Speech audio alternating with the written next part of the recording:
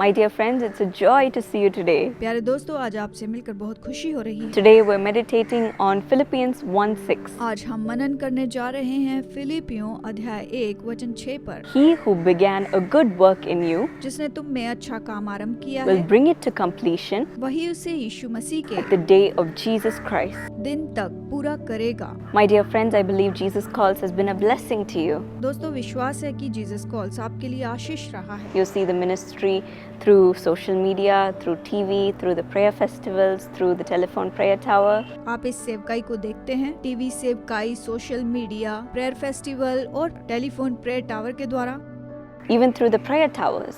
Prayer tower के माध्यम से भी। Yes, my dear friends, but do you know how it all started? लेकिन दोस्तों, क्या आपको पता है ये सब कैसे शुरू हुआ? When my grandfather just starting his ministry, जब वो अपनी सेवकाई शुरू ही कर रहे थे, serving the Lord, प्रभु की सेवा, in 1960s he was affected with TB, tuberculosis. 1960 के दौरान उन्हें टीबी हो गई थी। Those days he was ministering in the streets, उन दिनों में वो सड़कों पर सेवा किया करते थे। telling of the gospel from the roads, the side of the streets. सड़क के किनारे वो सुसमाचार सुनाया करते थे। And when he was affected with TB, he was coughing up blood. TB होने के कारण उन्हें खून की खांसी हुआ करती थी। He was suffering so much. उन्हें बहुत परेशानी होती थी। Those days there was no cure. उन दिनों में इसका उपचार नहीं था। So during that time, since he was suffering so much, he told his wife, my grandmother, इतनी परेशानी में उन्होंने अपनी पत्नी से कहा, मेरी दादी से, I'm going to die. मैं मरने वाला हूँ, Take care of our children. हमारे बच्चों की देखभाल करना। And he said, I cannot take it anymore. उन्होंने कहा, मैं और नहीं सह सकता। But then my grandmother said, तब मेरी दादी ने कहा, you will not die. आप मरेंगे नहीं। God has given us so many prophecies of all the ministries that you will do during your lifetime. प्रभु ने आप पर भविष्यवाणी की है कि आप जीवन में कौन सी सेवकाई करने वाले हैं। And even those words were so hard for him to take because he was suffering so much.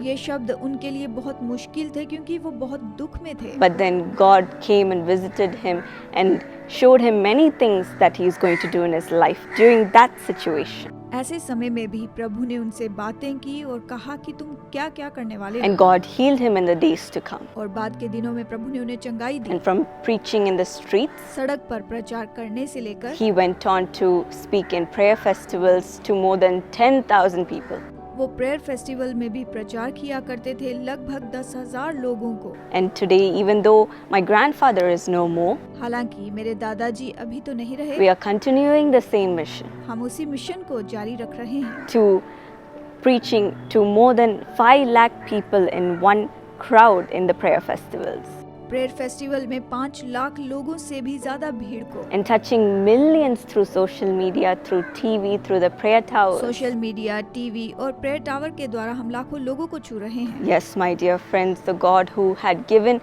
my grandfather to do the good work, हाँ दोस्तों, मेरे दादाजी को जो परमेश्वर ने भले काम दिए हुए थे, God has been faithful to enable us to continue this good work.